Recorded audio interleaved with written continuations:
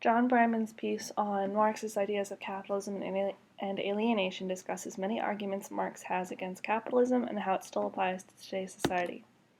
Bramann doesn't seem to reach a conclusion, but instead discusses the arguments Marx had made in documents that were discovered.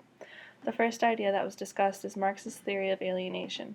This theory discusses how one cannot be human in a capitalist society that is based on industrial production. The evidence behind this is that those who don't need to think about their work that they do from 9 to 5 become not human when they are at work. It is discussed that this is unhealthy and that a society based on capitalism and industrial production is no longer a society with free-thinking humans. Bramann chooses to discuss how one may say that this is more relevant at the beginning of the Industrial Revolution because the treatment of the workers was so chaotic and dangerous. This has only gotten worse today since we have created a society that depends on everything that is produced in the factories. Our food, our clothing, almost everything we have is made in the factory and is made by aliens. By working for or buying from factories and not having a choice, we become not human. This is why it is a strong argument because it shows how we accept all the items by buying them and finding ourselves needing them. Bramann goes on to discuss how jobs in the capitalist society has created a hierarchy in the workplace and outside of the workplace, where the rich get richer and the poor stay poor. Comparing the society to a monarchy was a good argument because it shows how we separated ourselves from a society that has negatively impacted us throughout history, yet we have accepted this form of society as if it doesn't harm us just as much.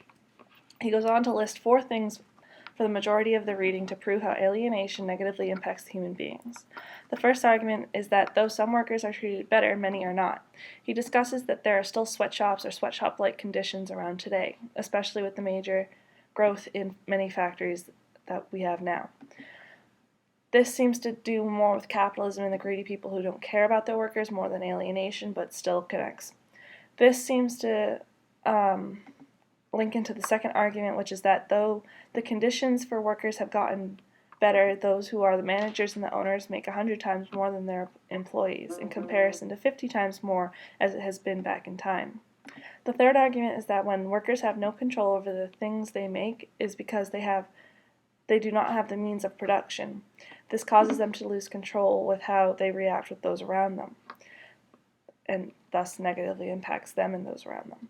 The fourth and last argument is that the estrangement from production and their jobs causes them to lose humanity. Without free and thoughtful production, one does not have an authentic human existence. Overall, I see how this reading has a lot of information and makes the reader think, but the downfall is that they don't give an alternative way of how we should live.